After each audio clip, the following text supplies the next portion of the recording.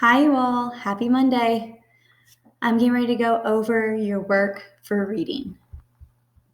On slide 6, you're going to see your reading directions. You have 6 tasks to finish for reading this week. Mathematical Monday, the answer is 10 books. What is the question? You are going to write a word problem or a challenging equation that has an answer of 10 books. You can use any operation. Please try to challenge yourself.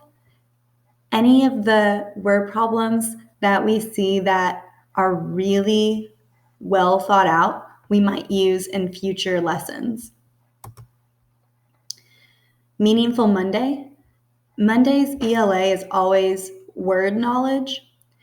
So in the first box, you're focusing on the word doubt. You're going to use context clues. So you're going to read the passage and figure out what the word doubt means without looking it up in the dictionary. Once you have figured out which definition is correct, you're going to write that letter in the box. The second box is about a character named Spencer, and you are trying to find a word that describes Spencer. So after you read the passage, you have to decide, is Spencer happy, sneaky, mean, or shy? Then you have synonyms and antonyms. Synonyms mean the same, and antonyms mean the opposite. So, shelter and protection. If you think they mean the same thing, they're synonyms, you'd put an S. If you think they mean the opposite, that means they're antonyms, you would put an A. If you're not sure about a word, go to Tools and Dictionary, then you can type in that word and look it up. Monday is Multiplication Monday.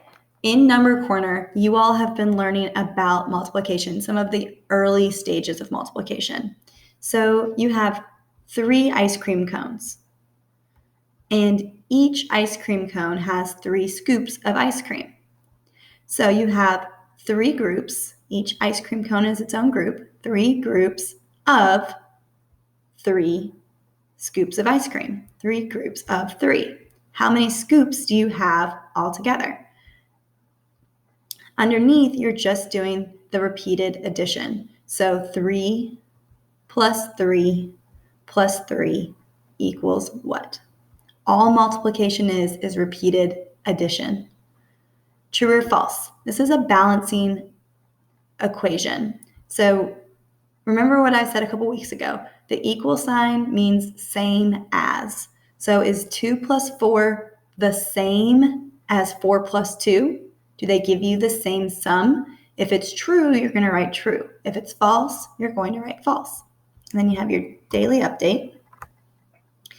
Okay, so we've done Nearpod a couple weeks now. I've seen what works and what doesn't work, and I'm feeling a lot more confident with that product. So I have created the Nearpod activity this week. I did it based on what we would be doing in class right now, which is the book Penduli, which is a really great book.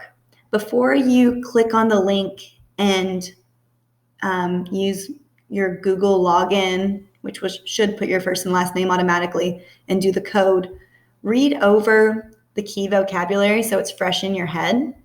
You can also look at this anchor chart. It'll give you a better idea of what's getting ready to happen in the Nearpod activity. Once you get to the Nearpod activity, you're going to see character traits and feelings. The title of the story is Penduli by Janelle Cannon. Okay, so before reading, I want you to think about this question. The story takes place in the African savannah. Do you know anything about Africa? What about African wildlife? You don't have to type anything. This is just for you to reflect on your current schema, what you already know. I included a picture of Africa, the continent of Africa. If you look in the legend, the savannah is the yellow. So that is the part of Africa that the story is talking about. And then Madagascar over here also has some savannah. Okay, the next slide, slide 3 on Nearpod.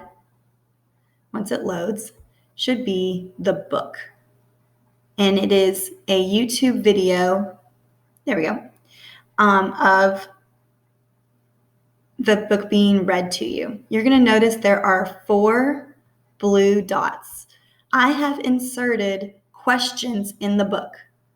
So you need to listen very carefully and answer the questions. 2 of the questions are multiple choice, which means you just click the correct answer. And 2 of the questions are open-ended, which means you need to type your answer. We are grading these, so please make sure you're giving your best effort. If you're not sure of an answer, restart the book and listen again.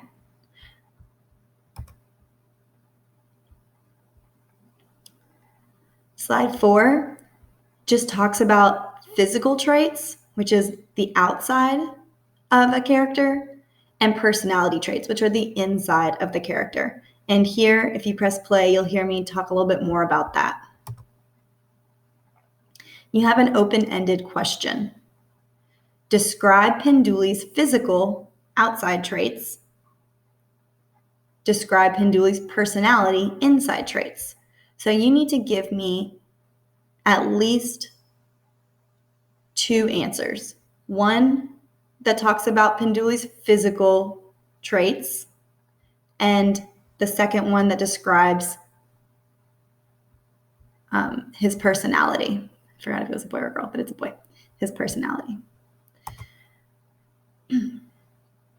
After you've done that, you have another anchor chart, and this one is talking about traits versus emotions.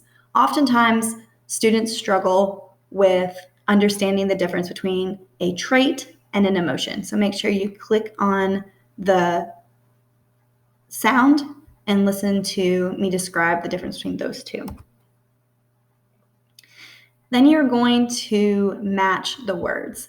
If you want this to go away, it took me a minute to figure it out. You have to press the arrow, but this is the directions. Press the arrow, and then you're going to match. So you're going to click personality trait, then you're going to figure out which one of these is a personality trait. Which one's an emotion? Click the one that's an emotion. Which one's a physical trait? Click the one that's a physical trait. You're just going to match them.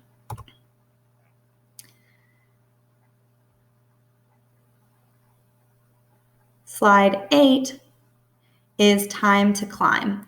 It is a quiz. It is graded. Please take your time on it. And then slide 9 is a drawing of Penduli. You may have to kind of get close to your screen to see these first parts of the sketch because they're kind of light. But you can use your pen and follow the directions to try to draw Penduli. If you prefer to do it on paper and then take a picture of it, you can do that. If you make a mistake, you can erase. So let's say I'm not happy with how that turned out. I can erase it and start over again. If you want to make your eraser bigger, just go all the way to the top, and then it's a little bit easier to erase. If you have a touch screen, you can use a stylus or something to write with, and that might be a little bit easier too. But that's just kind of something fun to do for Penduli.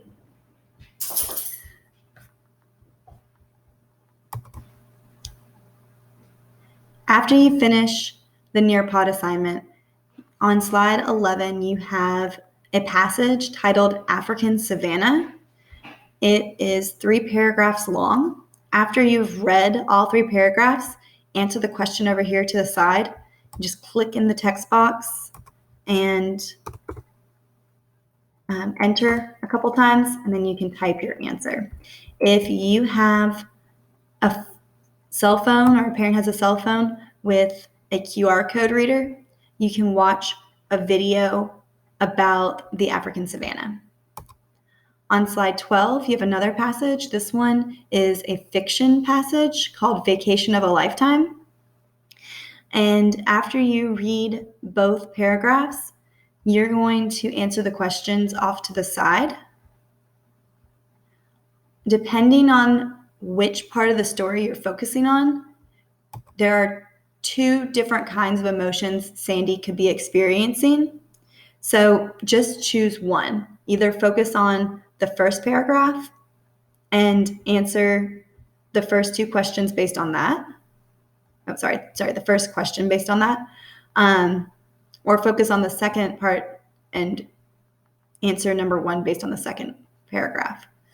Question 2, you're coming up with an inference, kind of an educated guess on why the flight was canceled.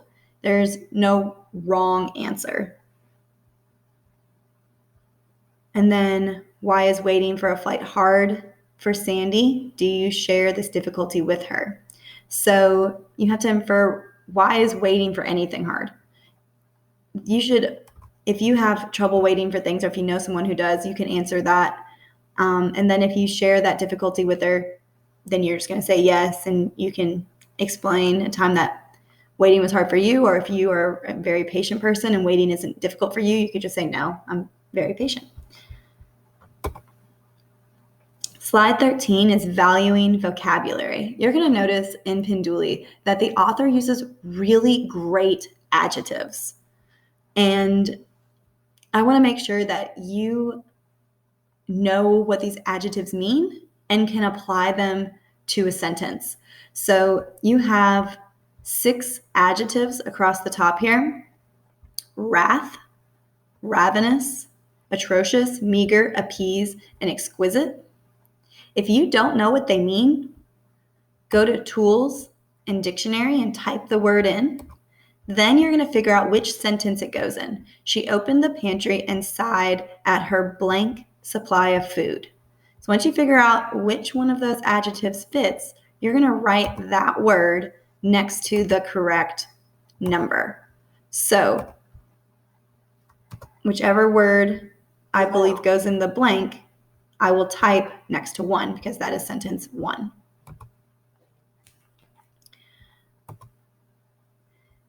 Now, this past week, I saw a lot of people struggled with the think sheets, and I don't think I was clear enough on my expectations for them. So this time around, I boxed a quote, a feeling, and an action, and they're all based on Sandy. So I need to write Sandy as the character. You need to figure out which one of these boxes is the quote and type it in where it says quote. You need to figure out which one's the feeling and type it in feeling. And you need to figure out which one is the action and type it in action. Then after you read through these, I want you to infer how Sandy is feeling about traveling to South America. Okay, because that is what we are focused on in this paragraph, is this emotion. So once you have figured that out, that is everything you're doing for the think sheet this week. I'm hoping once you've had practice with me giving you those parts, that next week you can make your own character inferences based on books you're reading.